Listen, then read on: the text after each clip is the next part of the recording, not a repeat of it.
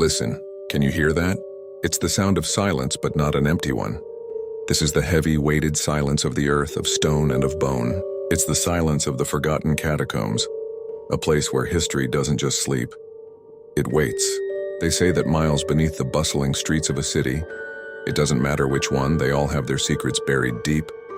There exists a labyrinth that was never meant to be found. Not the famous catacombs you can tour, with their neatly stacked skulls and plaques for tourists. No, this is something older, something different. It began, as these stories often do, with an urban explorer. Let's call him Leo. Leo was obsessed with the unseen city, the layers of history right under our feet.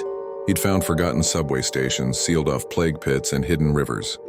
But he was chasing a ghost, a legend whispered among his kind, the ossuary of whispers. A catacomb so vast it was said to be a city in its own right, built by a forgotten cult that worshipped silence itself. After years of chasing dead-end maps and cryptic clues, Leo found it. A collapsed section in a sewer tunnel, leading to a bricked-up archway. The air that seeped through the cracks was different, cold, ancient, and utterly still. With his heart pounding like a drum against the silence, he broke through. The first chamber was breathtaking, not in a beautiful way, but in a way that stole the air from his lungs.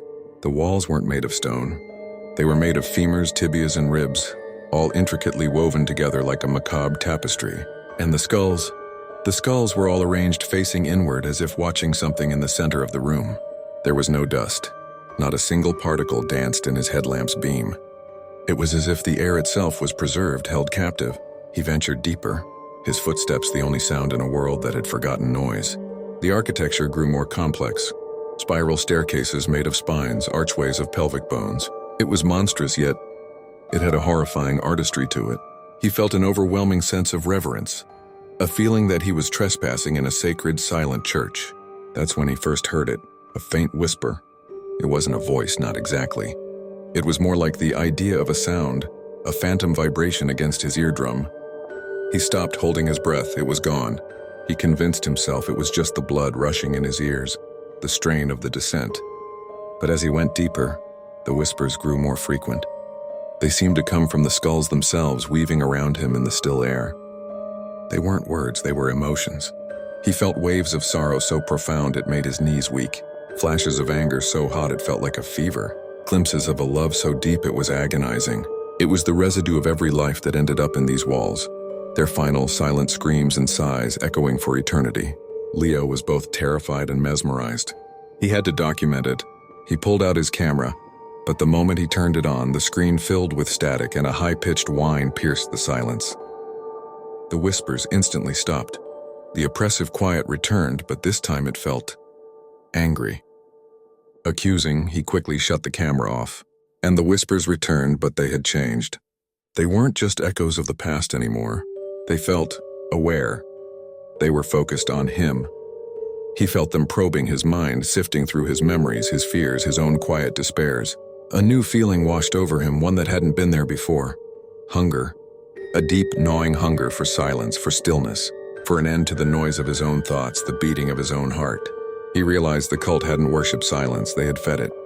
They had sacrificed their lives and their voices to it, and their very bones had become its prison. And now this ancient, silent entity was awake, and it was hungry. He turned and ran. He scrambled back through the bone corridors, the whispers clawing at his mind, promising peace, promising an end to all worry, all pain. If he would just stop. If he would just stay. Be quiet forever. He ignored the pull, climbing the spine staircase, vaulting over rib cages, his harsh, panicked breaths a desecration in this holy place of quiet. He burst back through the archway, gasping, and didn't stop running until he saw the faint glow of a street-level manhole.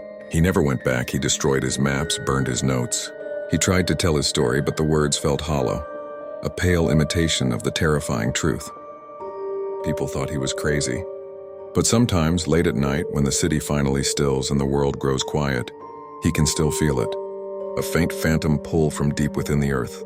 A whisper just for him carried on the silence. A promise and a threat. It reminds him that some places are forgotten for a reason, and that true silence is never ever empty.